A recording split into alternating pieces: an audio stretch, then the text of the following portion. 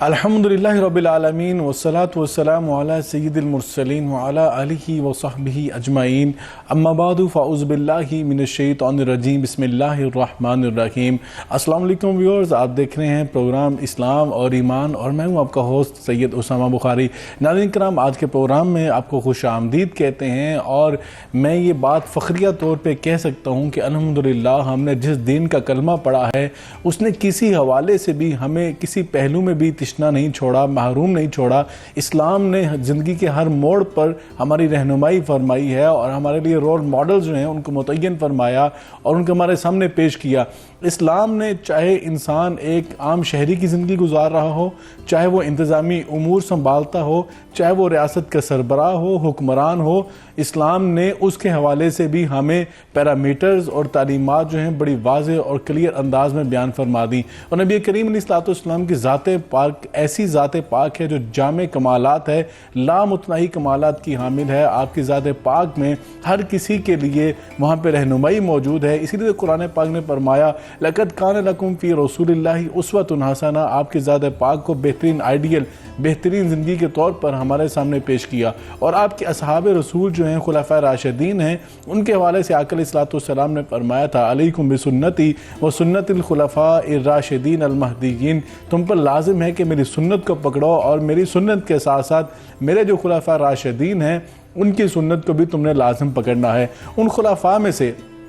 خلیفہ دوم جناب سیدنا عمر فاروق رضی اللہ تعالی عنہ تاریخ کے عہد سے حکمران گزرے ہیں جن کی کوئی مثال یا نظیر نہیں ملتی۔ آپ کا دور خلافت جو ہے وہ ایسا مثالی ہے، ایسا عظیم ہے کہ آج بھی پوری دنیا کے اندر آپ بات کریں اگر ایڈمنسٹریشن کی، جو بہترین ایڈمنسٹریشن ہے، اگر اس کو کہا جائے تو وہ بنیادی طور پر سارے کا سارا کنسیپٹ جو ہے وہ حضرت عمر فاروق رضی اللہ تعالیٰ عنہ کے دور خلافت سے دیا گیا اور اسلام کا جو پورا دور خلافت ہے اس کو بنیاد بنایا گیا۔ اور اگر ویلفیئر اسٹیٹ کی بات کی، جو دنیا کی پہلی ویلفیئر اسٹیٹ جو ہے وہ ریاست مدینہ، اور اس کے اندر مزید استحکام اور اس کے اندر مزید جو بہتری لائی گئی وہ حضرت عمر فاروق رضی اللہ تعالیٰ عنہ کے دور مبارک میں لائی گئی۔ اور آج بھی دنیا اگر عدل کی بات کرتی ہے، عدل کا نام جب بھی آتا ہے تو حضرت عمر فاروق رضی اللہ تعالیٰ عنہ کا نام زبان پر ضرور آتا ہے۔ حضرت عمر فاروق نے حکمرانی کرنے اور نظام سلطنت کو چلانے کا بے مثال انداز دیا ہے۔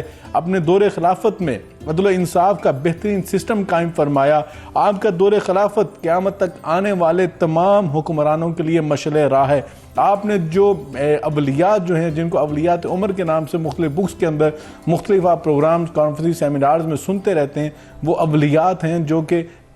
سب سے پہلے دنیا کے اندر آپ نے نظام متعارف کروایا۔ اور اسی اہم موضوع پر بات کریں گے اور بڑا میں سمجھتا ہوں اہم موضوع ہے، اور اسی حوالے سے ہم نے جو آج کے پینل کے انتخاب کیا یقیناً ہمارے لیے باعث صد افتخار ہے کہ ایسے علماء کرام، ایسے اسکالرز ہمیں وقت عنایت فرماتے ہیں اور ہمارے پروگرام میں تشریف لاتے ہیں اور ہمیں عزت بخشتے ہیں اور ہمارے ناظرین کی رہنمائی فرماتے ہیں۔ سب سے پہلے جو ہمارے ساتھ مہمان شخصیت موجود ہیں، آپ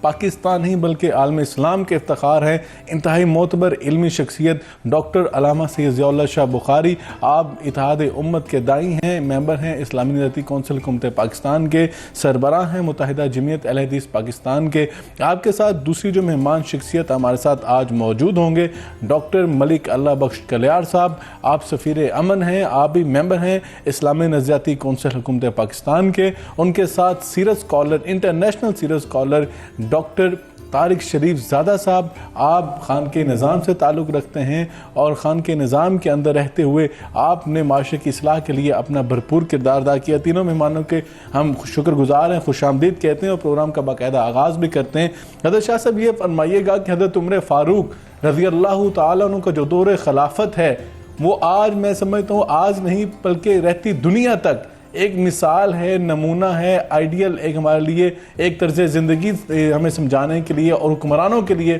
مشعل راہ ہے۔ کیا کہیں گے کہ حضرت عمر فاروق رضی اللہ عنہ کے دور خلافت جو ہے تاریخ اسلام کی نظر میں اس کی کیا اہمیت ہے؟ بسم اللہ الرحمن الرحیم۔ بلا شبہ ڈاکٹر سید اسامہ بخاری صاحب آپ کا آج بڑی اہمیت کا حامل ہے۔ جناب سیدنا عمر فاروق رضی اللہ تعالیٰ عنہ کے دور حکومت، طرز حکومت کے بارے میں جو آپ نے بات کا آغاز کیا، میں سمجھتا ہوں کہ آج اس کو سمجھنے، اس کو اپنانے کی ضرورت ہے. ہمارے انسانی معاشرے بالعموم اور جو ہمارے مسلمان معاشرے بالخصوص، انہیں سچی بات ہے حضرت سیدنا عمر فاروق رضی اللہ تعالیٰ کے طرف حکمرانی سے جو اصول حکمرانی چاہتے ہیں وہ اپنانے کی الحد ضرورت ہے. سب سے پہلی بات یقیناً سیدنا عمر فاروق رضی اللہ تعالیٰ عنہ یہ نبی کریم علیہ الصلوۃ والسلام کے دوم خلیفہ راشد ہیں، جن کے بارے میں نبی کریم علیہ الصلوۃ والسلام نے فرمایا تھا علیکم بسنتی وسنت الخلفاء الراشدین المہدیین وعضوا علیکم بالنواجذ. یہ میرے رشد و ہدایت والے ہدایت یافتہ میرے خلفاء، میرے جانشین، میرے نائبین. فرمایا کہ ان کا طرز زندگی اور طرز حکمرانی وہ بھی تمہارے لیے مشرع راہ ہوگا، ہدایت کا سرچشمہ ہوگا. اور قرآن مجید میں اللہ نے اسی طرز حکمرانی کے بارے میں ارشاد فرمایا کہ وعد اللہ الذین آمنوا منکم وعملوا الصالحات لَيَسْتَخْلِفَنَّهُمْ فِي الْأَرْضِ كَمَا اسْتَخْلَفَ الَّذِينَ مِن قَبْلِهِمْ وَلَيُمَكِّنَنَّ لَهُمْ دِينَهُمْ الَّذِي ارْتَضَىٰ لَهُمْ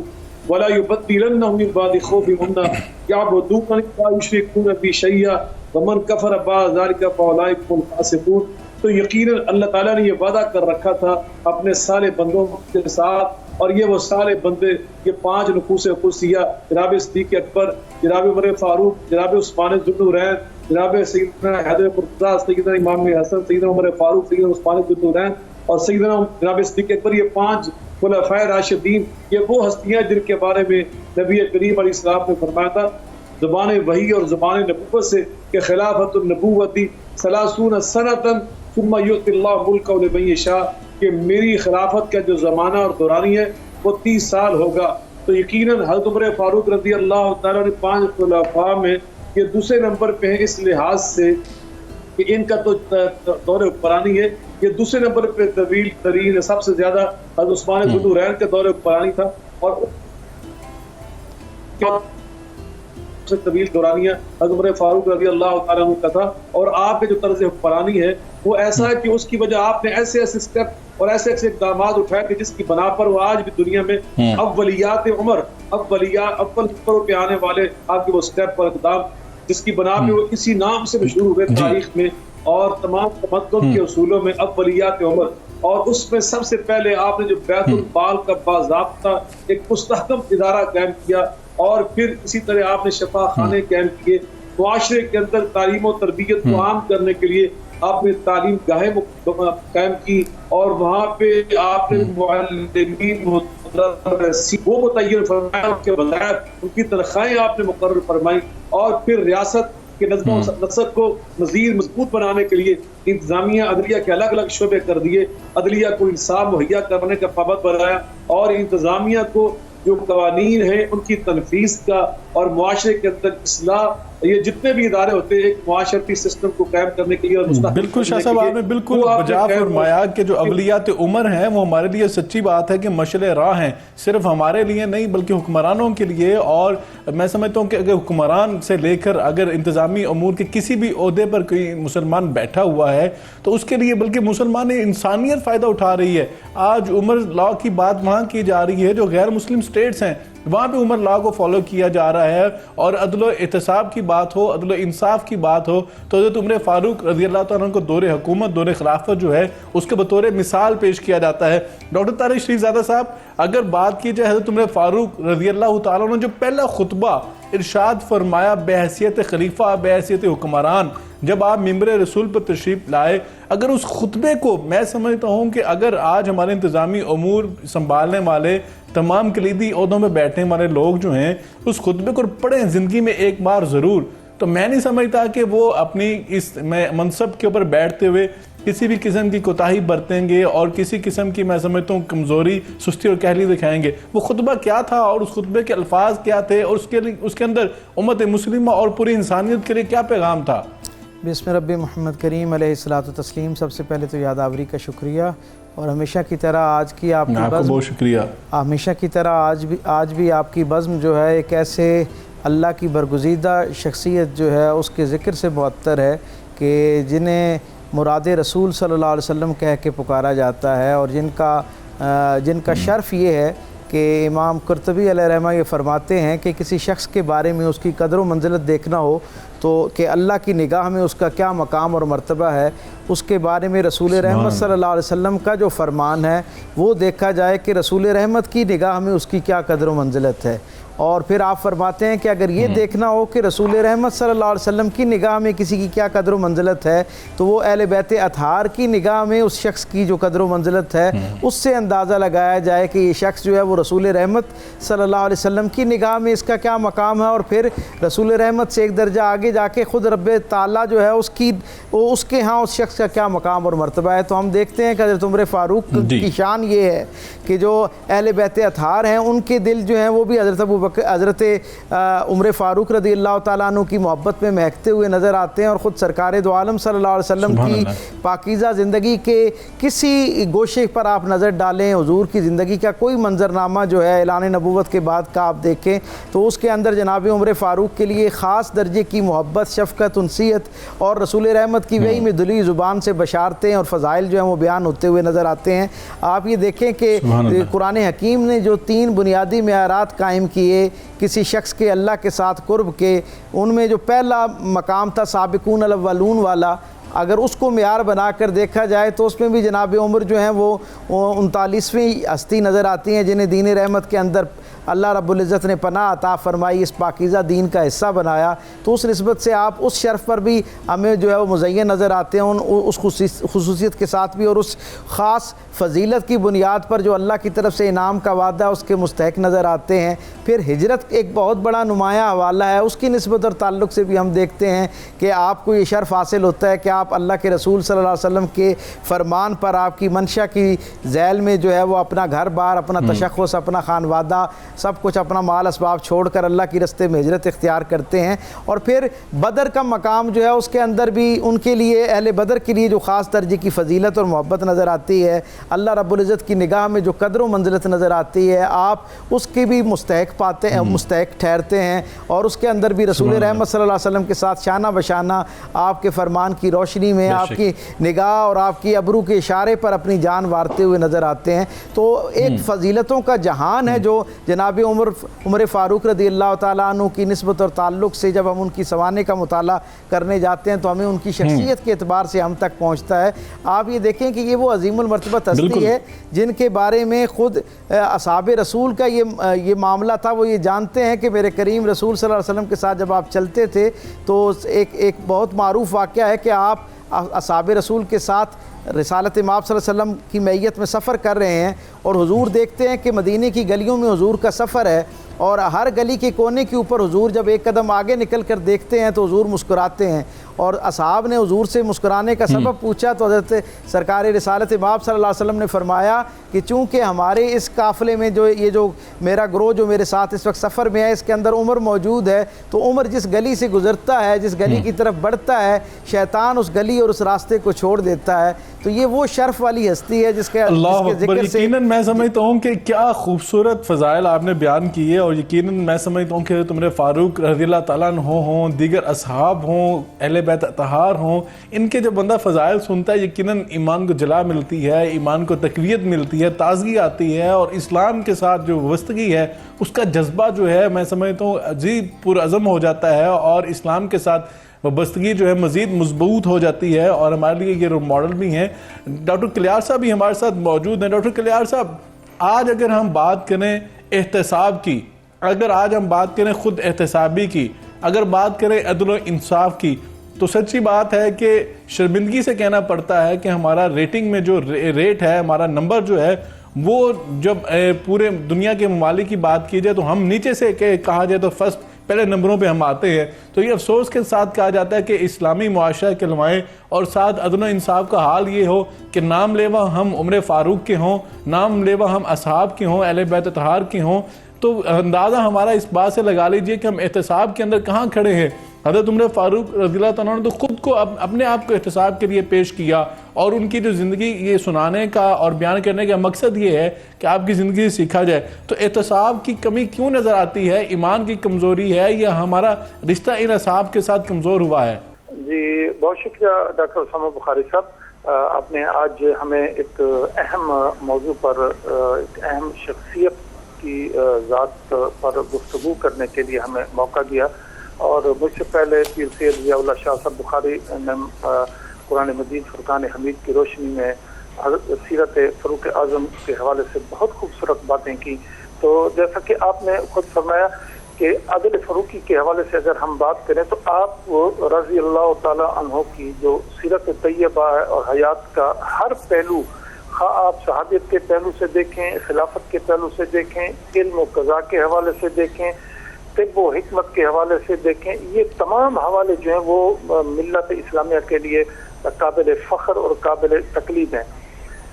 مراد مصطفیٰ صلی اللہ علیہ وسلم، امام عادل، خلیفہ راشد، امیر المومنین حضرت عمر فاروق رضی اللہ تعالیٰ عنہ کی خلافت کا جو سب سے اہم وصف تھا وہ عدل فاروقی تھا، اور وہ سب سے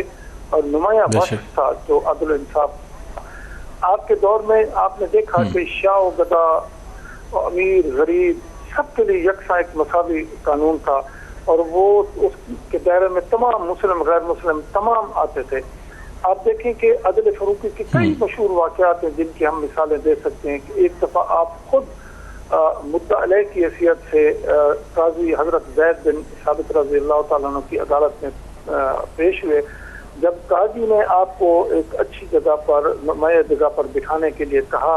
تو آپ وہ سخت ناراض ہوئے، اور آپ نے قاضی کو مخاطب ہو کر کہا کہ آپ نے سب سے پہلی جو زیادتی کی، جو انصاف کی جو خلاف ورزی کی، وہ مجھے ایک نمایاں جگہ پر بٹھانے کی کوشش کی. یہ ناانصافی تھی، بہت بڑی ناانصافی تھی. مجھے عام لوگوں کے ساتھ بیٹھنا چاہیے تھا. پھر آپ نے دیکھا کہ وہ مشہور خطبہ جب آپ ارشاد فرما رہے تھے اور ایک عربی ایک کھڑا ہو گیا اور اس نے کہا امیر المومنین یہ بیت المال سے سب کو ایک ایک چادر ملی ہے، اور آپ کا یہ جو کرتا مبارک ہے یہ کیسے ایک چادر سے بن گیا ہے؟ تو آپ نے اپنے بیٹے حضرت عبداللہ بن عمر کی طرف اشارہ کیا کہ بیٹا اس بات کی وضاحت آپ تم خود کرو. اور انہوں نے در وضاحت کی کہ میں نے اپنے والد محترم کو، ہمارے حصے میں واقعی ایک ایک چادر آئی تھی اور میں نے اپنی چادر ان کو پیش کی.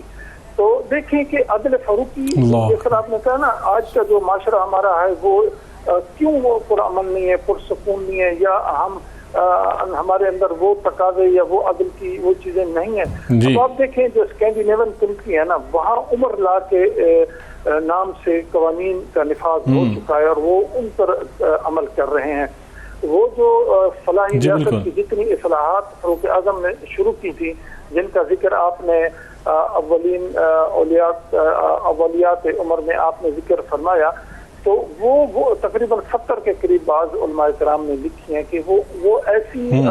آپ کی جو خواہشات تھیں جو قرآن مجید اور دین اسلام کا حصہ بنی، اور یہ تا قیامت. جی بالکل ڈاکٹر صاحب، آپ بالکل صحیح فرما رہے ہیں کہ یقیناً حضرت عمر فاروق رضی اللہ تعالیٰ عنہ کے جو دور خلافت کی اگر بات کی جائے، احتساب کی، عدل کی، تو آپ کا دور خلافت میں جو عدل تھا، احتساب تھا، اس کی مثالیں اگر ہم دیتے ہیں تو اس کے اوپر ہمیں، میں سمجھتا ہوں بحیثیت مسلمان اس پہ عمل بھی کرنا ہوگا. یہ بڑا ضروری ہے اور لازم بھی ہے. حضرت شاہ صاحب میں آپ کی خدمت میں آؤں گا اور عرض کرنا چاہوں گا کہ تم نے فاروق رضی اللہ عنہ کے دور خلافت کی اگر بات کی جائے تو بحیثیت حکمران آپ کا ذاتی جو لائف سٹائل تھا وہ کیسا لائف سٹائل تھا کہ ہمیں تو زہد، وہاں پہ سادگی، قناعت ہمیں نظر آتی ہے، لیکن آج ہم جب اپنے مسلمان حکمرانوں کو دیکھتے ہیں تو اس حوالے سے ہمیں سچی بات ہے کمزوری بھی نظر آتی ہے. تو کیا حضرت عمر فاروق رضی اللہ عنہ کا جو دور خلافت ہے اس کے اندر ان کا لائف سٹائل، ان کا رہن سہن، ان کی ذاتی زندگی جو ہے اور فیملی جو ان کی، میں سمجھتا ہوں فیملی کا جو سسٹم تھا اور اپنی جو گھریلو زندگی تھی ان کی، وہ کیسی تھی کہ وہاں پہ تو ہمیں سادگی کا پیغام مل رہا ہے، قناعت کا پیغام مل رہا ہے؟ آپ اس حوالے سے کیا فرمائیں گے؟ فاروق رضی اللہ تعالیٰ نے بحیثیت حکمران جو اپنی ذاتی زندگی میں، گھریلو زندگی میں سادگی، زہد و ورع، تقویٰ، للہیت اور قناعت پیش کی ہے، ایک اعلیٰ نمونہ پیش کیا ہے. میں سمجھتا ہوں قیامت تک آنے والے حکمرانوں کے لیے، انتظامیہ کے لیے، عدلیہ کے لیے، بڑے لوگوں کے لیے، سرداروں کے لیے ایک بہت اعلیٰ قسم کا نمونہ ہے. حضرت عمر فاروق رضی اللہ تعالیٰ عنہ بحیثیت امیر المومنین خطبہ جمعہ ارشاد فرما رہے تھے مسجد نبوی میں. حضرت سیدنا امام حسن رضی اللہ تعالیٰ عنہ علیہ السلام بیان فرماتے کہ میں نے امیر المؤمنین حضرت عمر فاروق کے قمیض کے اوپر لگے پیوند گرنا شروع کر دیے تو وہ 12 تھے. 12 پیوند لگے ہوئے تھے امیر المومنین کے کرتے کے اوپر جو بحیثیت امیر المومنین پہنا ہوا تھا, اور خطبہ جمعہ ارشاد فرمائے مسجد نبوی میں. اور پھر ایک دن آپ نے ایک نیا کرتا پہن کر خطبہ جمعہ ارشاد فرمایا تو دوران خطبہ حضرت سیدنا سلمان فارسی رضی اللہ تعالیٰ عنہ بطور احتجاج کھڑے ہو گئے. انہوں نے فرمایا کہ امیر المومنین اتنی دیر تک ہم آپ کی بات نہیں سنیں گے جب تک ہم آپ سے اس سوال کا جواب نہیں لے لیتے. آپ نے جو کرتا پہنا ہوا ہے یہ تو ان چادروں سے بنا ہوا ہے جو چادریں مال غنیمت سے سب کو ایک ایک ملی تھی. ایک چادر سے کرتا مکمل بن نہیں سکتا تھا, تو آپ نے کیسے بنا لیا؟ تو آپ نے حضرت عمر فاروق نے دوران خطبہ ہی حضرت عبداللہ بن عمر جو آپ کے صاحبزادے سے رضی اللہ تعالی عنہما, ان سے فرمایا کہ کھڑے ہو کر تم خود جواب دو. تو انہوں نے کہا سلمان فارسی رضی اللہ کو مخاطب کرتے ہوئے کہ آپ کا سوال بالکل درست ہے, مگر میرے بابا کو ایک چادر ملی تھی, ایک چادر مجھے بھی ملی تھی, تو میں نے اپنے حصے کی چادر اپنے بابا کو بطور گفٹ پیش کر دی تھی, اور دونوں کی ملا کے آپ کی قمیض بڑھائی گئی. تو یہ تھی آج کی خطبوں میں سادگی کا حال. کیسے روم اس وقت ایک بڑی پاور کا نام تھا, سپر پاور تھی اس دور کی. اس نے اپنا ایک نمائندہ اور سفیر مدینہ منورہ میں بھیجا کہ جاؤ ریاست مدینہ کا نظم و نسق, وہاں کی حالات اس سے باخبر ہو کر واپس آؤ. وہ آیا مدینہ منورہ میں, زندگی میں پہلی بات لوگوں سے پوچھتا ہے کہ آپ کے بادشاہ کا محل کہاں ہے. تو انہوں نے لوگوں نے مسکراتے ہوئے کہا کہ ہمارے مدینے میں نہ کوئی بادشاہ رہتا ہے نہ کوئی اس کا محل ہے. ہمارے تو حکمران جو ہے وہ ان کو ہم امیر کہتے ہیں, اور ان کا کوئی پکا مکان بھی ادھر نہیں ہے, اور وہ اس وقت مدینہ منورہ میں موجود نہیں ہے. باہر نکلے ہوئے اور رخ بتا دیا لوگوں نے. وہ سفیر وہاں پہ پہنچا تو دیکھا آپ ایک درخت کے نیچے دوپہر کے ٹائم اپنا درہ اپنے سر کے نیچے رکھ کر لیٹے ہوئے تھے, اور پیشانی پر گرمی کی وجہ سے پسینے کی قطرات جو ہے وہ آئے ہوئے تھے. اس نے وہاں پر آنکھوں میں آنسو آگے اس سفیر کے, اس نے کہا اے جناب عمر فاروق, یہ آپ کا دل و انصاف اور آپ کی سادگی کا حال ہے کہ جس کی بنا پر آج آپ کو اللہ کے سوا کسی کا ڈر نہیں ہے. ہمارے حکمران کسی بھی دل و انصاف نہیں کرتے. اور کہا اگر میں سفیر بن کر نہ آیا ہوتا تو میں ابھی کلمہ پڑھ لیتا, لیکن میں آپ سے وعدہ کر رہا ہوں کہ جب جاؤں گا روم میں واپس تو جاتے ہی وہاں پہ کلمہ پڑھ لوں یا پھر ذمہ داریوں سے میں آزاد ہو جاؤں گا. تو آپ اندازہ لگائیں کہ آپ کی زندگی کیسی تھی. بیت المقدس کی فتح کے موقع پر وہاں کی مذہبی قیادت نے سپہ سالار نے مسلمان فوج سے یہ کہا کہ آپ اگر امیر المومنین کو بلوا لیں تو ہم بغیر کسی مزاحمت کے بیت المقدس کی چابیاں, شہر کی چابیاں کے حوالے کر دیں گے. تو سپہ سالار نے آپ کو مدینہ منورہ میں خط لکھا, اور آپ نے اس خط کے جواب میں سفر کا آغاز کیا. اور سفر کا آغاز کیسے کیا؟ بیت المال سے صرف ایک اونٹ سواری کے لیے لیا, اور ایک ساتھ خادم لیا. نہ کوئی پروٹوکول, نہ کوئی سپاہی, نہ کوئی سکیورٹی گارڈ, نہ کوئی آپ کے خیمے. ایک اونٹ اور ایک خادم, اور اس خادم کے ساتھ بھی باری باندھ لی کہ ہم دونوں اکٹھے نہیں بیٹھیں گے. ایک منزل پہ تم پیدل چلو گے, میں سواری پہ بیٹھوں گا, اور اگلی منزل پر میں پیدل چلوں گا, تم سواری پر بیٹھو. اتفاق ایسا ہوا کہ جب بیت المقدس کے قریب پہنچنے کا ٹائم آیا تو پیدل چلنے کی باری امیر المومنین کی تھی, سواری پہ بیٹھنے کی باری خادم کی تھی. خادم منت سماجت کی کہ آپ میری باری قبول فرما لیں اور سواری پہ بیٹھ جائیں تاکہ لوگوں کو پتہ چل سکے کہ امیر المومنین وہ ہیں جو سوار ہیں. لیکن آپ نے باری قبول کرنے سے انکار کر دیا. اپنی باری پہ پیدل چل رہے تھے. جب وہاں پہ پہنچے تو لوگوں نے جو وہاں پہ آپ کو جانتے نہیں تھے, انہوں نے یہی سمجھا کہ جو سواری کے اوپر بیٹھا ہوا یہ امیر المومنین ہے, جو چل رہی ہے خادم ہے. جب سپہ سالار نے بتایا کہ مسئلہ الٹ ہے, یہ ہے جو چل رہے ہیں پیدل, یہ امیر المومنین اپنی باری پہ وہ پیدل چل رہے ہیں. تو وہاں ان لوگ پہ ہیبت طاری ہو گئی.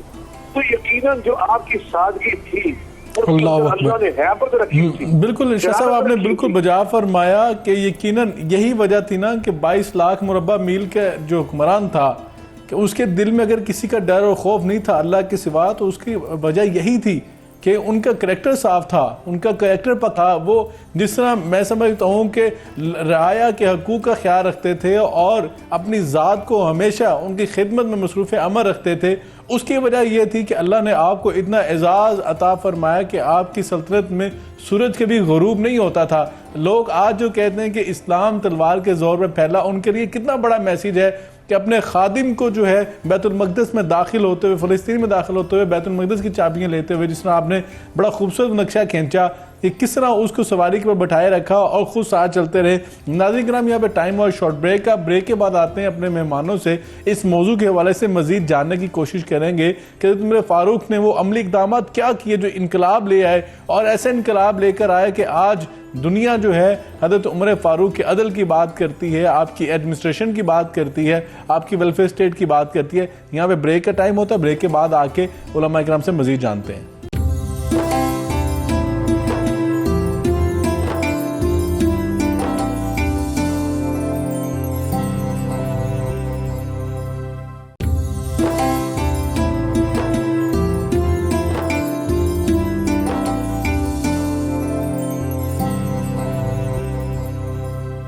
ویلکم بیک وی پروگرام اسلام اور ایمان میں آپ کو ایک مرتبہ پھر خوش آمدید کہتے ہیں۔ ڈاکٹر طارق شریف زادہ صاحب یہ فرمائیں کہ آج ہم بڑے مسائل کے شکار ہیں، من حیث القوم بھی من حیث الامہ بھی۔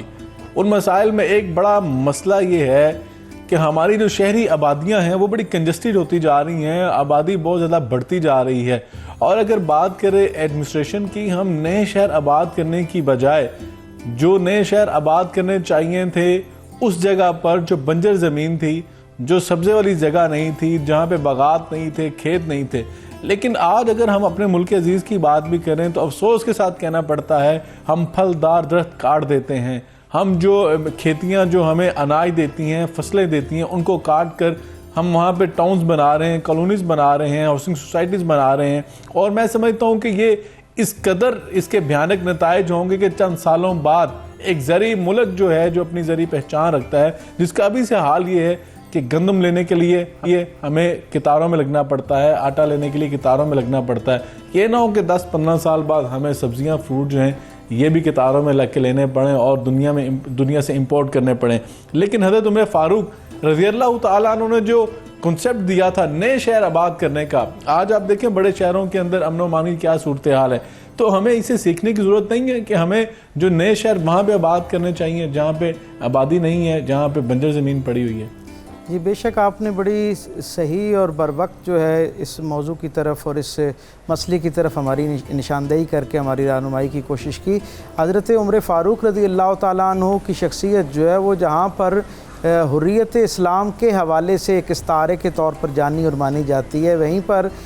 دین اسلام کے نفاذ کی جو عملی صورت ہو سکتی ہے اس کے استعارے کے طور پر بھی پہچانی جاتی ہے۔ ویسٹرن سکولرز جو ہیں جو معاشیات پر اور سماجیات پر بڑی گہری نظر رکھتے ہیں، وہ بھی یہ کہنے پر اپنے سارے تعصب کے باوجود مجبور ہیں کہ رسول رحمت صلی اللہ علیہ وسلم نے جو ریاست مدینہ کی شکل میں انسانوں کو ایک اجتماعی نظم کا تصور دیا، ایک سلطنت کے چلانے کا اور سلطنت کے آگے بڑھنے کا جو ایک نظام ہمیں عطا کیا، اس کے نقطۂ کمال کا نام حضرت عمر فاروق کی شخصیت ہے۔ اور ابھی جیسے ہمارے ڈاکٹر صاحب نے اس پر تذکرہ بڑی خوبصورت انداز میں تذکرہ کیا کہ آج وہ ممالک جو اسکینڈینیوین کنٹریز جو ظاہری طور پر اپنے آپ کو سماجیات کا لمبردار اور انسانی حقوق اور ویلفیئر اسٹیٹ کا لمبردار کہتے ہیں، وہ اپنے تمام تر تعصب اور اسلاموفوبیا کے باوجود اپنے ہاں آج بھی جو ان کی یونیورسٹیز کے اندر، ان کے حکومتی اداروں میں جہاں پر حکمرانوں کو اور ایڈمنسٹریشن سے متعلقہ لوگوں کی تربیت کی جاتی ہے، وہاں پر جناب عمر فاروق کے زمانے کو بطور ایک اسٹڈی کیس کے طور پر پڑھایا جاتا ہے، اور پھر اس میں وہ جو 70 کے قریب جو خصوصیات تھیں، ابھی جو جدید تحقیق ہے ان کے ہاں جو پڑھائی جا رہی ہے، اس کے اندر وہ کہتے ہیں کہ 112 ایسی ریفارمز ہیں جو اس سے پہلے انسانی تاریخ میں کسی معاشرے کے اندر کسی حکمران نے ان کا اس طرح عملی طور پر نفاذ نہیں کیا۔ آپ نے شہروں کی تقسیم کے اعتبار سے بات کی تو مجھے خیال آیا کہ جناب عمر فاروق رضی اللہ تعالیٰ عنہ کے زمانے کے اندر آپ نے ایک تو سب سے پہلے اپنی جو सल्तनत थी, क्योंकि वो एक बहुत वसी सल्तनत थी, तो आपने सबसे पहले उसको 8 बराबर सूबों के अंदर तकसीम किया। और हम ये देखते हैं कि वो जो 8 सूबों की तकसीम है, जिसमें जहाँ आपने मक्के को एक सूबे के तौर पर लिया, मदीना, जजीरा, मिस्र और बसरा, इसको आपने एक अलग अलग सूबे के तौर पर लिया, खरासान को एक अलग सूबे के तौर पर लिया और आज़रबाईजान को एक अलग सूबे के तौर पर लिया। तो 8 सूबे जो बनाए गए, हम ये देखते हैं कि उनके अंदर एक ख़ास दर्जे की जो है वो आप यूँ कह सकते हैं कि एक नज़म की जो बुनियादी इकाइयाँ होती हैं, उनके तकाज़ों को ज़हन में रखते हुए ये तकसीम तैयार की गई। और फिर सबसे पहला जो आपने इनके हवाले से काम किया वो ये था कि आपने हर सूबे के अंदर जो अदल का निज़ाम था उसकी एक इनफरादी हैसियत कायम की। यानी दूसरे लफ्ज़ों में लोगों तक अदल की सही रसाई के लिए, सहल रसाई के लिए ऐसा निज़ाम मुरतब किया कि वो अपने इलाके के अंदर ही रहते हुए अपने मामलात के ऊपर जो है वो इंसाफ तलब कर सकते थे। और फिर वो इतना मजबूत और मुनज़्ज़म निज़ाम था कि आपने उसके ऊपर डाक का निज़ाम कायम किया और रोज़ाना की बुनियाद पर एक रिपोर्ट आपको भेजी जाती थी हर सूबे के अंदर से। और फिर सूबे के नीचे जो ज़ैली उसकी तकसीम होती थी, नज़्म होता था, वो अपने सूबे के मरकज़ को, और सूबे का मरकज़ जो था वो आपको इनफरादी हैसियत में अपने अपने तौर पर एक रिपोर्ट रोज़ाना की बुनियाद पर रवाना की जाती थी, जिसमें सबसे पहली बात, जो पहला नुक्ता कह लें या पहला उन्वान मुरतब किया जाता था, वो उस दिन उस सूबे के अंदर जो निज़ाम अदल के हवाले से अदालतें लगी होती थीं, उनमें इंसाफ की सूरत हाल और जो केसेस आया करते थे उनकी मुख्तसर जो है अहवाल जो है वो उस ख़त के अंदर लिखा जाता था। और यूँ रोज़ाना की बुनियाद पर उस ज़माने में, जबकि आप यूँ कह सकते हैं कि आपस में इबलाग के ज़राए इतने मजबूत नहीं थे, इसके बावजूद आपके यहाँ रोज़ाना की बुनियाद पर ये बात पहुँचती थी। और जहाँ तक आपने वो शहरों की आबादी के हवाले से हमारी तवज्जो दिलाई, तो आप ये देखें कि जब आपने अपने दौरे हुकूमत के अंदर नए शहरों की बड़ी हौसला अफजाई फरमाई और ख़ुद बिल एहतमाम बड़े ज़ौक़ के साथ कुछ शहर जो हैं वो इस अंदाज़ में उनको मुरतब करवाया और उनको आबाद फरमाया कि वो आज भी उनके उसने इंतज़ाम और दूरबीनी जो है उसकी एक बेहतरीन मिसाल के तौर पर देखे जा सकते हैं। मसलन आप बसरा के शहर को ही देखें तो आपने जहाँ पर कदीम बसरा मौजूद था वो बहुत फर्टाइल इलाका था, बहुत ज़रखेज़ इलाका था। तो आपने जो नया शहर आबाद किया वो उस पहली जो मकामी आबादी थी वो और जो दरमियान उसके गिरदो नवाह के अंदर बागात से उनसे बाहर निकल कर एक ऐसा इलाका जो निस्बतन कम ज़रखेज़ था, वहाँ पर उस नए शहर के लिए आपने हिदायतनामा जारी फरमाया कि यहाँ पर शहर आबाद किया जाए। और फिर उसके लिए जो बुनियादी तकाज़े और एहतियातें आपने तहरीर फरमा कर भेजी, जो हिदायतनामा जारी किया, उसमें आपने पहली बात ये कही कि ये ऐसा शहर होना चाहिए जिसकी हिफाजत का एहतमाम किया जा सके, जिसकी हिफाजत ज़्यादा आसान हो। यानी इसको इस अंदाज़ में तरतीब देना है कि इसकी हिफाजत के मामलात जो हैं वो आसान हो सकें। फिर इसके लिए उस ज़माने में और हर ज़माने के अंदर यानी पानी का होना जो है और मीठे पानी का होना और उसकी सहल रसाई जो है वो भी एक बड़ा बुनियादी तकाज़ा होता है किसी भी आबादी के फलने फूलने के लिए। आपने उसके एहतमाम की तरफ भी तवज्जो दिलाई और फिर कहा कि इसके अंदर जो आबादी कायम करनी है उनके अंदर जो मेन शाहराएँ हैं, यानी जो कदीम बसरा को जदीद बसरा शहर के साथ मिलाने वाली सड़क है, उसे 80 हाथ से बड़ा किया जाए, यानी उसे 80 हाथ से कम छोटा ना रखा जाए। यानी इसका क्या मतलब है? इसका मतलब ये है कि ये एक ऐसी शाहराह हो जो कदीम बसरा के साथ इस नई आबादी को मिलाए और न सिर्फ इसके साथ मिलाए, यहाँ पर इसके यानी आम लोगों की जो नकलो हरकत है वो आसान रहे, बल्कि जो उनकी ज़रूरत के तकाज़े के मुताबिक चीज़ों की नकलो हरकत है वो भी आसान हो जाए। और फिर आबादी के अंदर के हवाले से आपने ये एहतमाम फरमाया कि ये जो नया शहर आबाद होने जा रहा है इसके अंदर 3 सैरगाहें कायम की जाएँ। ये बड़ी ख़ास और अहम बात है। ग्रीन एरियाज़ कायम किए जाएँ इस अंदाज़ में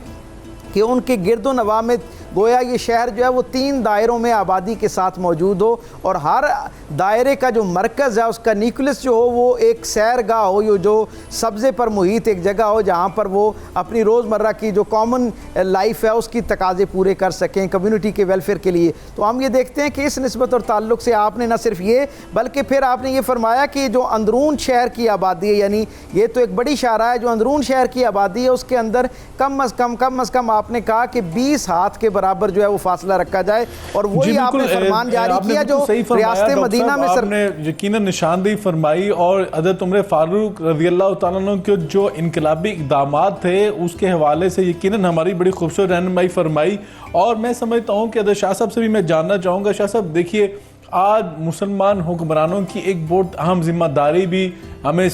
سامنے آتی ہے اور سمجھ میں بھی آتی ہے، اور اس حوالے سے بہت سارے ممالک اپنا بڑا اہم کردار بھی ادا کر رہے ہیں۔ اب سویڈش حکومت نے جو اعلان کیا اور سویڈن کے اندر جو حالیہ قرآن پاک کی توہین ہوئی، اس کے حوالے سے ہم نے PNN کے اوپر پروگرامز بھی کیے اور تمام مذاہب کے ایک متفقہ فیصلہ بھی دیا، اور میں سمجھتا ہوں ایک اعلامیہ، ایک چارٹر بھی ہمارے پروگرام کی طرف سے جاری ہوا، جس میں سکھ رہنما بھی موجود تھے، کرسچن رہنما بھی موجود تھے، ہندو رہنما بھی تھے، اور آپ بھی اس پروگرام میں اسلامی کونسل کی طرف سے نمائندگی فرما رہے تھے اور مسلمانوں کی طرف سے آپ ترجمانی کر رہے تھے۔ تو میں آج بھی آپ سے جاننا چاہوں گا کہ ابھی کویت کی حکومت نے اور سعودی عرب کی حکومت نے جس طرح قرآن پاک کی اشاعت کا اتنا بڑا انیشیٹو لیا ہے اور وہاں پر قرآن پاک بھیجنے کی بات کی ہے، تو آپ کیا سمجھتے ہیں پاکستانی حکومت کو بھی اس میں کیا کردار ادا کرنا ہوگا؟ بحیثیت پاکستانی مسلمان ہمیں کس طرح ان ممالک کا جو میں سمجھتا ہوں قرآن پاک کی حرمت کے حوالے سے اقدامات کر رہے ہیں، ہمیں کیسے ان کا ساتھ دینا ہوگا، اور اس حوالے سے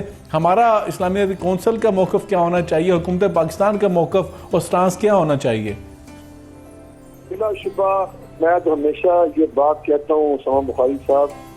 کہ میرے اللہ رب العالمین ہمیشہ شر سے خیر پیدا کر کے دکھاتے ہیں، اندھیروں سے اجالا پیدا کر کے دکھاتے ہیں۔ تو یقیناً جب ہم نے دیکھا کہ نبی کریم رؤوف الرحیم رحمت للعالمین صلی اللہ علیہ وآلہ وسلم کی شان اقدس میں کسی بدبخت نے اس وقت گستاخی کرنے کی جرت کی تھی، اس کا نتیجہ یہ نکلا تھا کہ پورے یورپ میں نبی کریم علیہ الصلوۃ والسلام کی سیرت مبارکہ کو پڑھنے کے لیے لوگوں کے اندر ایسی چاہت پیدا ہوئی کہ آپ کی سیرت مبارکہ کے حوالے سے جو کتب ہیں ان کی اتنی ڈیمانڈ بڑی کہ وہ ڈیمانڈ پوری نہیں کی جا سکی۔ 30 لاکھ ایک کتاب دا لائف آف محمد صلی اللہ علیہ وسلم، تو وہ 30 لاکھ اس کے 3-4 ہفتوں میں وہاں پر فروخت ہوئے تھے۔ اور اس وقت مجھے وہاں ایک اسلامک سینٹر کے ڈائریکٹر نے بتایا، میرے دوست نے، انہوں نے کہا کہ پہلے ہمارے پاس جو لوگ مسلمان ہونے کے لیے آتے تھے وہ مہینے میں 5-7 آتے تھے، لیکن اس حادثے کے بعد تقریباً روزانہ 5-7 لوگ مسلمان ہو رہے۔ تو میں اب بھی یہ کہہ رہا ہوں کہ یہ قرآن پاک کی بے حرمتی کرنے کی جو ایک نفاذ جسارت کسی بدبخت نے کی ہے،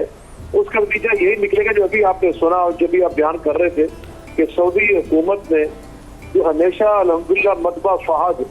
پرنٹنگ پریس مدینہ منورہ میں، چونکہ وہاں خود زیر تعلیم رہا ہوں مسجد نبوی اور مدینہ یونیورسٹی میں، تو یہ فہد پرنٹنگ پریس میں جب وہاں زیر تعلیم تو وہ سب یہ قائم ہوا تھا۔ یہ دنیا کا سب سے بڑا پرنٹنگ پریس ہے جہاں صرف اور صرف قرآن پاک کی اشاعت ہوتی اور 24 گھنٹے یہ اپنی اس اشاعت اور اپنے کام مصروف رہتا ہے، اور اس میں دنیا بھر کی ہر زبان جو دنیا میں بولی جاتی ہے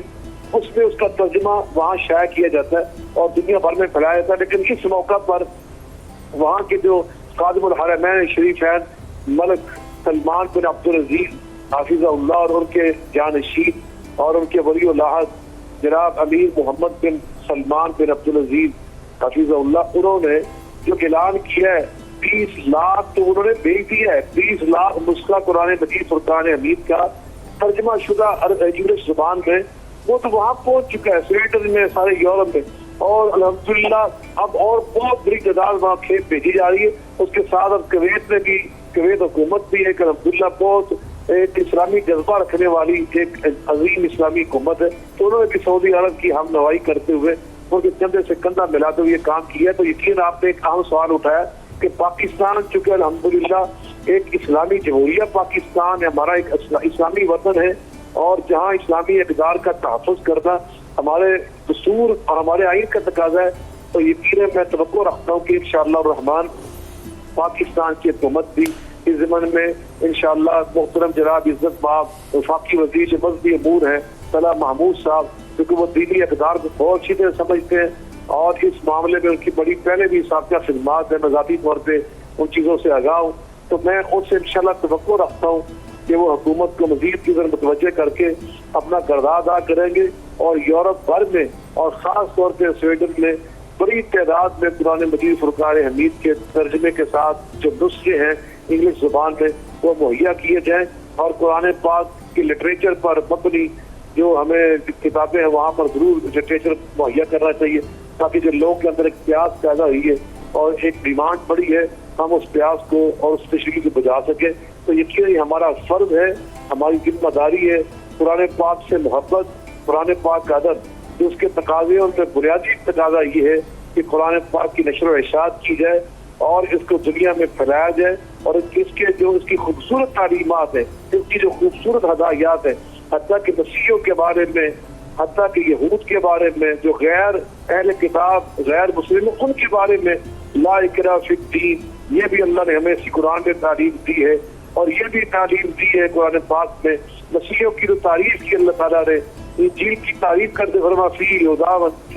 نور، اس کے اندر ہدایت سرچشمہ ہے اور نور بھی ہے، روشنی بھی ہے۔ حضرت مسیح علیہ السلام کی باتیں قرآن میں 36 مقامات پہ اشارے کیے، جناب موسیٰ علیہ السلام کی باتیں اللہ نے قرآن میں کی ہے، اور ہمیں ان پر ایمان لانے کی تعلیم دی ہے، ان کا ادب کرنے کی تعلیم دی ہے۔ تورات، زبور، انجیل، ان کو مقدس ماننے اور ان کے احترام کرنے کی تعلیم دی ہے، اور دیگر جو مذاہب کے لوگ ہیں ان کے مذہبی شعائر اور ان کی اقدار اور ان کی مذہبی جو رسومات ہیں، ہمیں ان کی بے ادبی کرنے سے منع کیا ہے، اور کسی کے ساتھ دھونس دھاندلی کرتے ہوئے اسے اسلام کا کلمہ پڑھانے کی چیز سے ہمیں منع کیا ہے۔ تو اسی طرح ان کی جو عبادت گاہیں ہیں، اللہ نے قرآن میں ان کے بارے میں فرمایا وَلَوْلَا دَفْعُ اللَّهِ النَّاسَ بَعْضَهُم بِبَعْضٍ لَهُدِّمَتْ صَوَامِعُ وَبِيَعٌ وَصَلَوَاتٌ وَمَسَاجِدُ يُذْكَرُ فِيهَا اسْمُ اللَّهِ، کہ اللہ پاک نے فرمایا جس طرح مسجدوں کی حفاظت کرنا تمہاری ذمہ داری ہے، اسی طرح مسجدوں سے پہلے یہودیوں کی عبادت گاہ اس کو اللہ نے بیان کیا، اور ان کی عبادت گاہ سے پہلے اللہ نے مسیحیوں کی عبادت گاہ کو بیان کیا، اور اس سے بھی پہلے اللہ تعالیٰ نے جو مسیح راہب ہوتے ہیں اللہ نے ان کی بات کی ہے کہ ان کی بات گئے اور خلوت خانے ان کی بھی حفاظت کرو۔ تو ہمارا تو یہ ذمہ لگا دیا اللہ تعالیٰ نے کہ ہم نے عبادت گاہوں کی حفاظت کر دی ہے، اور ان کی حفاظت کرنا اسلامی جہاد کے جو مقاصد ہیں، جو ہماری پاک فوج پاکستان کی الحمدللہ دنیا کی مایہ ناز فوج، اس کا نصب العین یہ ہے جہاد، وہ کیا نصب العین؟ ایمان، تقویٰ، جہاد فی سبیل اللہ۔ تو جہاد فی سبیل اللہ میں جہاں مسجدوں کی حفاظت کرنا ہمارا فرض ہے، وہاں پر مسیحیوں کے چرچ، وہاں پر جو یہود ہیں کسی مسلمان ریاست میں آباد، ان کی عبادتوں کی حفاظت کرنا، اور جو عیسائی راہب ہوتے ہیں، جو تارک الدنیا لوگ ہوتے ہیں، ان کے خلوت خانے اور ان کی بات گاہیں، ان کے تحفظ کرنا، یہ ہمارا فرض ہے، اور یہ ہمارے جہاد کے بنیادی جو مقاصد ہیں ان میں سے ایک اہم ترین مقصد ہے۔ تو یہ قرآن پاک کی تعلیمات ہیں، اور دوسروں کے ساتھ محبت کے ساتھ، رواداری کے ساتھ رہنا۔ اللہ نے قرآن میں فرمایا کہ لا ينهاكم الله عن الذين لم يقاتلوكم في الدين ولم يخرجوكم من دياركم ان تبروهم وتقسطوا اليهم، فرمایا کہ جو لوگ بے شک مسلمان نہ ہو لیکن تمہارے ساتھ اچھا برتاؤ کرتے ہوں، اخلاق کے ساتھ رہتے ہوں، انصاف کرتے ہوں، تمہاری عزت و احترام کرتے ہوں، تو اللہ تمہیں پابند کر رہا ہے کہ تم بھی ان کے ساتھ نیکی کرو، تم بھی ان کے ساتھ انصاف کرو۔ ہر جزاء الاحسان الا الاحسان، جو تمہارے ساتھ نیکی کرے تم بھی اس کے ساتھ نیکی کرو۔ اور خیر الناس من ينفع الناس، جو انسان بہترین انسان وہ جو دوسرے انسانوں کے لیے اچھا ہے۔ وقولوا للناس حسنا، اللہ پاک نے فرمایا کہ ہر انسان کے ساتھ اچھی بات کرو اور خوبصورت بات کرو۔ انسانوں میں جہاں مسلمان شامل ہے وہاں غیر مسلم بھی شامل ہے۔ اما ما ينفع الناس فيمكث في الارض، اللہ قرآن میں یہ تعلیم دے رہا ہے کہ جو انسانوں کو فائدہ پہنچاتا ہے اللہ اس کی عزت میں اضافہ کرتا ہے، اس کو استحکام عطا کرتا ہے، اس کو ترقی عطا کرتا ہے۔ تو یہ تین انسانوں میں مسلمانوں کے ساتھ ساتھ اہل کتاب بھی شامل ہیں، اور اہل کتاب کی تو اللہ نے بڑی قرآن پاک میں تعریف کی، اور اس سے ان کے بارے میں فرمایا کہ قل یا اہل الکتاب تعالوا الی کلمۃ سواء بیننا و بینکم، اے اہل کتاب آؤ، ہمارا تو تمہارا بہت سارا عقیدہ مشترکہ ہے، اللہ کو تم بھی مانتے ہو ہم بھی مانتے ہیں، اسی طرح اللہ کی وحی کو تم بھی تسلیم کرتے ہو ہم بھی کرتے ہیں، انبیاء علیہ السلام کی اہمیت کو تم بھی تسلیم کرتے ہو ہم بھی کرتے ہیں، آخر پر تمہارا بھی ایمان اور یقین ہے ہمارا بھی ہے۔ تو ہمارے تو بہت سارے عقائد مشترکہ ہے، اور تمہارے ساتھ ہمارا معاملہ تو بہت قریب ہے، لیکن قرآن میں اللہ فرماتے ہیں وَلَقَدْ جَعَلْنَا أَقْرَبَ مَوَدَّةً لِلَّذِينَ آمَنُوا الَّذِينَ قَالُوا إِنَّا نَصَارَىٰ ذَٰلِكَ بِأَنَّ مِنْهُمْ قِسِّيسِينَ وَرُهْبَانًا وَأَنَّهُمْ لَا يَسْتَكْبِرُونَ۔ فرمایا جو مسیح لوگ ہوتے ہیں یہ مودت میں تمہارے اقرب سپرلیٹو ڈگری ہے، تمہارے بالکل قریب تر ہوتے ہیں، اس لیے کہ یہ مہذب لوگ ہوتے ہیں۔ کس چیز کا مطلب ہوتا ہے؟ تعلیم یافتہ اور مہذب۔ اور دوسرا فرمایا کہ یہ متکبر نہیں ہوتے، عاجز لوگ ہوتے ہیں۔ اور دوسرا فرمایا وہ رہبانن، تیسرا فرمایا کہ وہ متکبر نہیں ہوتے، دوسرا فرمایا وہ اللہ کا ذکر کرنے کی تمنا رکھنے والے ہوتے ہیں. اور چوتھا فرمایا وَإِذَا سَمِعُوا مَا أُنزِلَ إِلَيْكَ تَرَىٰ أَعْيُنَهُمْ تَفِيضُ مِنَ الدَّمْعِ مِمَّا عَرَفُوا مِنَ الْحَقِّ. جب تم ان کو قرآن پڑھ کر سناؤ گے تو ان کے دل نرم ہوتے ہیں اور اس دل کی نرمی کی بنا پر ان کی آنکھوں میں آنسو آ جاتے ہیں. وہ قرآن کی تاثیر سے متاثر ہوتے ہیں. قرآن میں اللہ کی یہ بھی تعریف کی وَجَعَلْنَا فِي قُلُوبِهِمْ. فرمایا اللہ تعالیٰ کی حضرت مسیح علیہ السلام کی تعریف کرتے ہیں کہ جو ان کے ماننے والے، فرمایا کہ ہم نے ان کی دل رافۃً و رحمۃً، وہ مہربانی سے اور نرمی سے بھر دیے. تو مسیحیوں کو تو اللہ نرم دل اور رحم دل قرار دیا ہے. تو یہ ہماری خوبصورتی ہے جو قرآن پاک کی تعلیمات کی شکل میں. اور نبی پاک صلی اللہ علیہ وسلم نے فرمایا سنو بہم سنت اہل کتاب، کہ جس طرح اہل کتاب کے ساتھ اللہ نے تمہیں اچھا برتاؤ کرنے کا سبق دیا ہے، میں اللہ کے رسول صاحب قرآن مفسر قرآن تمہیں یہ تعلیم دے رہا ہوں. اگر کوئی غیر مسلم ایسا ہو کہ جو اہل کتاب نہیں ہے، یہود و نصارہ میں شامل نہیں ہے، تو فرمایا ان کے ساتھ بھی تمہارا برتاؤ میں اللہ کا رسول تمہیں پابند کر رہا ہوں. اگر کوئی سکھ ہے، اگر کوئی پارسی ہے، ہندو ہے، بدھسٹ ہے، دنیا کا کوئی بھی بندہ ہے کسی مذہب کا ماننے والا، تم ان کے ساتھ وہی اخلاق والا طرز عمل اپناؤ گے جو تم اہل کتاب کے ساتھ بنانے کے بعد ہو. تو بلا شبہ اللہ رب العزت نے ہمیں یہ تعلیم دی ہے. اور یہاں پر میں اس موقع پر ایک اور بات بھی کہنا چاہتا ہوں کہ اگر سویڈن میں ایک بدبخت انسان نے ایسی حرکت کی ہے تو اس کا ہرگز یہ مانا نہیں کہ ہم بے انصافی کرتے ہوئے پورے سویڈن کو اس کا مجرم قرار دے دیں، پورے یورپ کو ہم مجرم قرار دے دیں. وہاں کتنے لوگوں نے جلوس نکالے اور ان جلوسوں میں انہوں نے اس بندے کی اس گھٹیا حرکت کی مذمت کی ہے. اور خود سویڈن کی حکومت نے بھی اس ضمن میں سوچ بچا شروع کر دیا کہ آئندہ کسی مقدس کتاب کی بے ادبی نہ ہو. تو ہمیں اس موقع پر وہ طرز عمل نہیں اپنانا جو اس وقت مادہ فصل چاہتے ہیں کہ مسیحیوں کی اور مسلمانوں کے درمیان ایسی خلیج پیدا ہو کہ جس کو پھر پر کرنا مشکل ہو جائے. تو یقیناً اسلام ہمیں دوسروں کی مذہبی رسومات، مذہبی نشانات، مذہبی اقدار کی احترام کرنے کی تعلیم دیتا ہے. تو ہمیں اس موقع پر ہر غیر مہذب اور کوئی تعلیم سے اور علم سے اور بصیرت حکمت سے ہٹا ہوا کوئی کام نہیں کرنا ضد میں اور مقابلے میں کہ جس سے پتہ چلے کہ ہم نے نعوذ باللہ کوئی تعلیم کتاب و سنت کی حاصل نہیں کی. ہم کتاب و سنت کے علم والے لوگ ہیں، ہمارے پاس نور ہے، ہمارے پاس ہدایت ہے الحمدللہ. ہم مسیح علیہ السلام کا ادب کرنے والے، موسیٰ علیہ السلام کا احترام کرنے والے، سیدہ مریم کا احترام کرنے والے. بالکل ٹھیک ہے شاہ صاحب، بہت شکریہ آپ کا اور ڈاکٹر طارق شریف زادہ صاحب آپ کا اور ڈاکٹر کلیار صاحب. یقیناً آپ لوگوں نے بڑی وضاحت کے ساتھ جس طرح حضرت عمر فاروق رضی اللہ تعالی عنہ کی شخصیت کو اور ان کی دور خلافت کے جو مثالی پہلو تھے ان کو اجاگر کیا، اور بڑا میں سمجھتا ہوں بڑا اہم میسیج دیا کہ 112 انقلابی اقدامات تھے جو اسے پہلے اس روئے زمین پر نہیں اٹھائے گئے، اور یہ وہ سٹیپس تھے جو حضرت عمر فاروق رضی اللہ تعالیٰ عنہ نے اٹھا کر ایک دنیا کے اندر ایک مثالی حکومت کر کے دکھلائی، اور رہتی دنیا تک ایک ہمیں ایسا مشعل راہ فراہم کر دیا کہ دنیا میں کوئی بھی حکمران ہو اگر وہ حضرت عمر فاروق رضی اللہ تعالیٰ عنہ کے اپنائے ہوئے جو اقدامات تھے ان کو اپنائے گا تو وہ میں سمجھتا ہوں بہترین ریاست، بہترین جو مملکت کا نظام جو ہے وہ چلا سکتا ہے. اور میں سمجھتا ہوں کہ مسلمانوں نے ہمیشہ اس دنیا کے اندر جو ہے رہنمائی فراہم کی ہے. مسلمانوں کے جو حکمران تھے، مسلمانوں کے جو اسلاف ہیں، مسلمانوں کے جو بڑے ہیں، انہوں نے ہمیشہ اپنے اقدامات سے، وہ عملی اقدامات ہوں، انہوں نے وہ اقدامات کر کے امت کے لیے اور پوری دنیا کے لیے، انسانیت کے لیے ایک بہترین میسیج دے دیا اور سب کے لیے یہاں پہ سپیس رکھی. اور جس طرح آپ نے بات کی قرآن پاک کی حرمت کے حوالے سے شاہ صاحب نے، یقیناً میں سمجھتا ہوں کہ سویڈن گورنمنٹ نے یہ حق ادا کیا ہے کہ انہوں نے اس مجرم کا جرم اس کو قرار دینے کی، میں سمجھتا ہوں کہ انہوں نے ایک جرم بھی اس کو قرار دے دیا ہے، اور اس حوالے سے مزید آگے اس کو جرم کے اوپر سزا دینے کی بات بھی کی جا رہی ہے. اور یقیناً خوش آئند ہوگا تاکہ آئندہ ایسے کسی مجرم کو جو انسان بھی کہلوانے کے قائل نہیں ہے، ایسے جو مجرم ہیں ان کو دنیا کے امن سے کھیلنے کی اجازت نہیں دی جائے گی. اور یقیناً میں سمجھتا ہوں جہاں پر کویت، سعودی عرب اور دیگر اسلامی ممالک نے، ایران نے، ترکی نے جہاں پہ اپنا کردار ادا کیا ہے،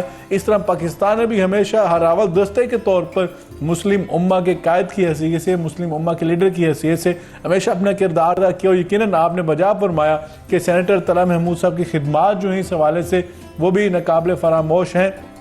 ان کو بھی ہمیں ستائش کرنی چاہیے، اور صدر پاکستان اور وزیر اعظم پاکستان نے بھی جس طرح میں سمجھتا ہوں احتجاجی اور مذمتی بیانات دے کر اور جس طرح احتجاج اپنا ریکارڈ کروا کر پوری دنیا کے سامنے ایک مسلمان قوم کا میں سمجھتا ہوں کہ حق ادا کیا ہے، ہم اپنی قیادت کو خراج تحسین پیش کرتے ہیں۔ اور اس کے ساتھ ساتھ میں سمجھتا ہوں کہ مسلم برادری میں جو پاکستان کا جو مقام ہے اس کو ہمیشہ میں سمجھتا ہوں کہ ایک اہمیت حاصل رہی ہے، اور اس کے ساتھ ساتھ میں سمجھنا چاہوں گا کہ تہذیبوں کے تصادم کے لیے مسلمانوں کو بڑھ کر آگے اقدامات کرنے ہوں گے۔ اور میں سمجھتا ہوں احتجاج کا کیا خوبصورت طریقہ ان لوگوں نے اپنایا جنہوں نے اجتماعی طور پر کھڑے ہو کے تلاوت قرآن کی بلند آواز میں سمجھتا ہوں ہمیں توڑ پھوڑ کی بجائے اور ایسے جو پرچم جو نظر آتش کرنے کی بجائے ہمیں قرآن پاک کے پیغام کو عام کرنا ہوگا، جس طرح یہ گورنمنٹس کر رہی ہیں، مسلم حکمران جو کر رہے ہیں، قرآن پاک کے تراجم جو ہیں، قرآن پاک کی ٹرانسلیشن ان ممالک کی زبان میں کر کے قرآن پاک وہاں بھیجے جا رہے ہیں۔ ہمیں قرآن کی عظمت کو، قرآن کے اندر جو پیغام انسانیت ہے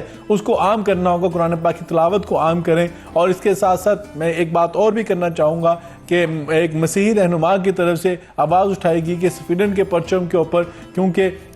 مسیحی جو میں سمجھتا ہوں اقوام ہے ان کا کوئی جو ہے وہ نشان ہے جس کی وہ تعظیم کرتے ہیں، تو وہ کہتے ہیں کہ ہمیشہ مسلمانوں نے رواداری کا پیغام دیا ہے، مسلمانوں نے ہمیشہ جو ہے دوسرے مذاہب کی مقدسات کی احترام کی بات کی ہے، تو اس وقت بھی اس چیز کو بھی ہمیں مد نظر رکھنا ہوگا تاکہ تہذیبوں کا تصادم نہ ہو سکے، آسمانی ادیان جو ہیں ان کا آپس میں تصادم نہ ہو سکے۔ یہ دشمن کی سازش ہو سکتی ہے کہ پہلے قرآن پاک کی توہین، پھر مسیحی جو مقدسات ہیں ان کی میں سمجھتا ہوں کہ وہ کہتے ہیں کہ پامالی نہ ہو سکے، تو اس لیے ہمیں سب کو مل کے قرآن پاک کی تقدس کی بات کرنی ہوگی، اور تمام مذاہب جو اس دنیا میں پائے جاتے ہیں ان کے جو مقدسات ہیں انہیں مسلمانوں کو اور دیگر بھی اقوام کو ان کا